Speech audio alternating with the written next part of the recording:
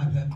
With regards to your second question, which was basically uh, if there's a situation যেখানে I can enter into a partnership with a company and that partnership is regulated by Singapore law, তাহলে why would we wanna be in a situation যেখানে a company is being regulated by Bangladesh? I think একটা জিনিস which maybe wasn't clear from what I'm saying, যে there is a distinction between how the shareholders agreement is governed and there is a distinction between how the company itself is governed. তুমি shareholder partnership দিয়ে তুমি সিঙ্গাপুরে you are being bound by the Singapore law. কিন্তু company তো বাংলাদেশের। সিঙ্গাপুরের করলা foreign company বানালা, company বানায় you are owning shares of a Bangladesh company. বাংলাদেশের কোম্পানিটা তো বাংলাদেশের রেগুলেশন দ্বারা will be regulated. Why would you want that?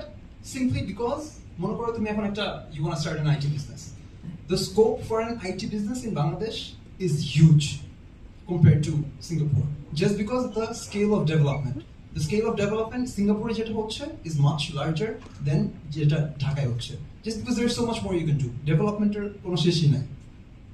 The need for developments and youth entrepreneurs like you are much needed here.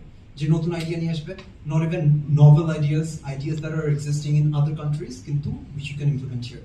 So you can Pathao যেরকম, Pathao wasn't the first to do what Pathao is doing. Uber did before Pathao. But Pathao এটা implement করে বাংলাদেশে করছে.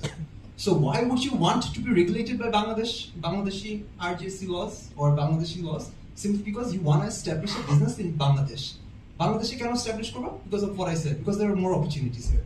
If you want to establish a business in Bangladesh, you have to be regulated by Bangladesh.